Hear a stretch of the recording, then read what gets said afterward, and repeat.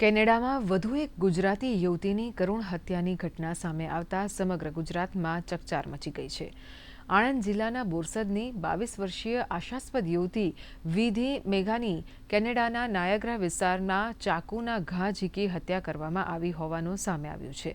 છેલ્લા 4 વર્ષથી કેનેડામાં રહી અભ્યાસ કરતી વિધિ અભ્યાસ સાથે નોકરી પણ કરતી હતી, ત્યારે સ્થાનિક પોલીસે હત્યાનો ગુનો નોંધી આરોપીની ધરપકડની તપાસ શરૂ કરી છે।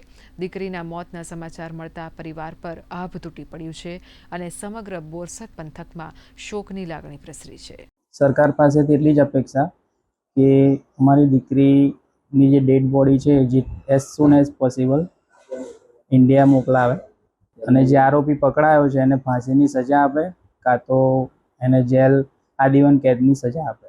પૂરા આણંદ ડિસ્ટ્રિક્ટમાં એક શોકમય છે। એમના પરિવારને કલ્પેશભાઈ એમના પરિવારને 2 દિવસ પહેલા હું બોરસદ મુકામે જેઓ ત્યાં રહે છે એમને મળ્યો હતો। એમની એક લાગણી હતી કે એમની દીકરીની બોડી તાત્કાલિક એમના બોરસદ મુકામ સુધી ગુજરાત સુધી આવી જાય। મેં આપણા વિદેશ મંત્રાલયમાં લેટર લખ્યો છે, એક મેલ બી કર્યો છે।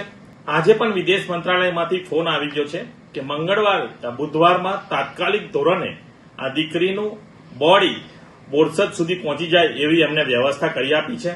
ભગવાનના ચરણોમાં પ્રાર્થના કરું કે આ જે એમને ઘરમાં જે શોક આવ્યો છે એમાંથી અમને ખૂબ શક્તિ આપે।